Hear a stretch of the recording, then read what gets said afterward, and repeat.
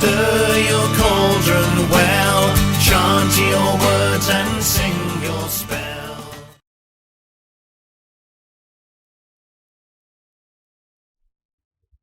Welcome back, Broom Riders, to another edition of the Purple Broom Apothecary Presents. I am your hostess, Natalie, and today I'm putting up another video for the Witchin' It Up series.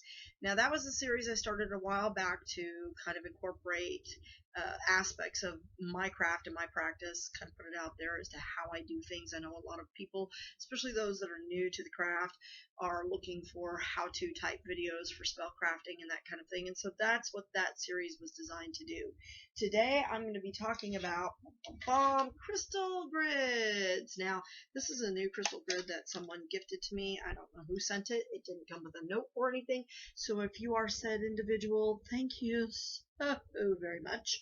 I can tell you just from the tag that was left on here that this crystal grid comes from the Earthbound Traders, and it's about $19. I really like it specifically because it's got the moon phases on there, so that I think could be useful in generating different grids. Now, this is one type of a crystal grid, but I want to show you some others. Benabel Wen, if you are familiar with her, and if you aren't, you should acquaint yourself with her. She has written several books, including the Holistic Tarot and I believe Zen of the Craft. This is in her planner. She does a Metaphysician's planner. Mine kind of got torn up. It used to be spiral bound, but Harold had a fit of anger and started ripping it up, so he did that to me twice, and I could not afford to reorder it because I had this one printed in full color, because she puts in your natal chart and solar returns chart, and so I could not afford to reprint it, so I just simply said okay, and I sliced it off. I reinforced it with that packing tape, hole punched it, and there it is. Sorry about that. Take two, click. Sorry, Harold walked in again, so he was asking a question about something that he's got for his social work that he's now doing. So Benabel Wen in her planner puts in these wonderful grids. So she's got one for prosperity, there's one for healing, and these are specifically the Chinese symbols. So I'm not as familiar with those kinds of things as I should be. When I use a grid, I kind of like to know what everything represents, but I find these very useful, and she kind of gives you some instructions at the bottom of how to use them. But you don't really even need anything like this. You could print out a piece of paper with any kind of a geometric thing, whatever appeals to you, and you don't have to place anything in a specific order either. That's the thing. Now, what I do with these is I will get my little crystals bowl here, and some of these crystals I don't keep in this bowl. Like, for example, I had a beautiful selenite sphere that this wonderful friend of mine, Michelle Breslin, sent me, and my dog chewed it. And now here's the weird part. She chewed it, and look at the shape that it ended up in. Yeah. So sometimes I will use that as the center point of my grid. So you simply put your crystals on the grid at the points which you feel like you should. And that's usually the points where they meet, like here, but you don't have to put them on every single point. So for example, and I'm sorry, I'm going to try to kind of bring the camera down a little bit so you can kind of see what I'm doing here. Okay, so here's your grid, right? And in my case, it would be facing me this way. So you may want to do like a healing grid. Now, as I've mentioned in previous videos, blue is a color that I associate with healing, but also quartz is one that's very good for clear thinking and for general power. So I may put like a piece of quartz in the center, and then I will choose to put stones that are blue at other points on the grid. So I may choose lapis lazuli, that kind of thing, and then perhaps I want something else along the outside, some stones that are more quartz, or perhaps something that I associate with love, like I have this piece of rose quartz, so yeah, maybe I'll put the rose quartz in the center. Love and healing, right? So then I'll put quartz out. And so here, this would be a very simple grid, right? Now this could be a grid that I set up for healing a love affair, or healing someone who's needing love. So this would represent the person for me. Now, another way in which I use crystal grids, and this is going to sound really bizarre to some of you, but I use tarot cards or tarot images in my crystal grids as well. So for example, taking the same example, going back to the healing grid that I had, rather than using the quartz crystal in the center, I would maybe put a tarot card there. And the weird thing is you will notice in this particular board that there is a card shape. Ching, ching, ching, ching.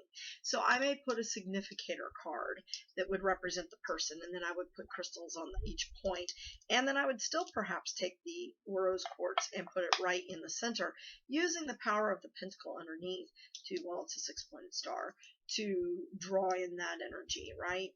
The idea between this is that crystals all carry different frequencies and different hardnesses and different characteristics. If you're not real familiar with crystals, then you might want to get a good book. I have a great book called Crystals, and it gives all of the geological characteristics of the crystals as well as how they've been used traditionally in magical practices. But a crystal grid is not something that's set in stone. Get the joke? It's something that you can kind of set up for yourself, and it's what you're feeling drawn to. Now, when you are doing a crystal grid, I do recommend that when you're placing your stones, you know why you're putting that particular type of crystal, whether it's a color correspondence or some feel you get from that crystal as to what you think it's going to serve for you. Now, on a crystal grid, I sometimes will use a combination. Like I said, I'll use tarot cards, I'll use certain herbs mixed with crystals. I don't necessarily just put crystals on my crystal grid, on my board. I will put other things out as well that I think are calling to me, because what the idea is behind a grid is it's kind of similar to the cone of power. You're trying to draw energy into something, into a specific purpose, and so when you can utilize multiple things for those energies, that's certainly going to be helpful. So you don't have to use all the same kinds of crystals. Use whatever's you're drawn to. So tiger's eye is very good for protection. So if you wanted to do protection and love and healing and what have you, or just general kind of feel good sorts of things, you could select crystals based on that. Now, that being said, a lot of people are going to say, oh, are crystals just used for good purposes? No, you can probably use crystals for a maledictive purpose too, if that's your inclination. There are a lot of people that like to use their craft powers for seeking justice, so to speak, or revenge, however you want to look at that. So you can use crystals to form a protection grid. You can use crystals to form a repelling grid. So for example, if there was something going on and you're trying to repel someone, you could use a significator card on a tarot card to represent that person, and then put crystals that you think are going to repel out things. So using things that are magnetic to draw in or to repel, because remember that magnets of the same polarity will repel one another. So you can put crystals that repel things, like using black tourmaline to repel negativity. That would be something that you could use. Maybe put a piece of tourmaline over the picture or in the center of the grid, and then put other kinds of crystals that are associated with protection and repelling things onto your grid. But really, that's all there is to using a crystal grid. And again, you don't need a big fancy one like this, although I am grateful to whoever sent this to me. So if it was you, please fess up so I can thank you personally. But you can draw your own if you I tried to do that before I got this. It was not working. I'm not an artiste, and I can't do straight lines to save my soul. When I sew, I have to use a ruler like 50 times, measure, remeasure, measure again, make sure it's straight, because I can't cut a straight line either to save my soul. So, drawing something like this or creating something like this with a Pyro tool, I was trying to do that, and it was not turning out well. So I'm absolutely thrilled about this. Another thing I like about this one is that it's got little hooks so I can hang it on the wall. It makes nice, lovely little wall decoration too. But your geological points, the points are going to be where that goes. And this actually kind of falls on a video I was doing for, which is the moon on threshold magic. It's those points in between where they connect. So I guess in a way you could say this might be a form of threshold magic too. if you're using it in that regard. So crystal grids can be very powerful in generating energies for multiple purposes. Sometimes people will do a spell with a crystal grid close by to draw that energy in, or you could even put, for example, I could put my cauldron in the center of this grid, put crystals around it, and work my spell in the cauldron if I'm using cauldron magic for that. Or put a candle here. I probably wouldn't put it directly on this. I'd probably put a plate or something down, put the candle on that, and then put crystals around it to draw those energies to strengthen that spell, right? So you can use them in a variety of ways, but that I've seen them used for healing a whole lot.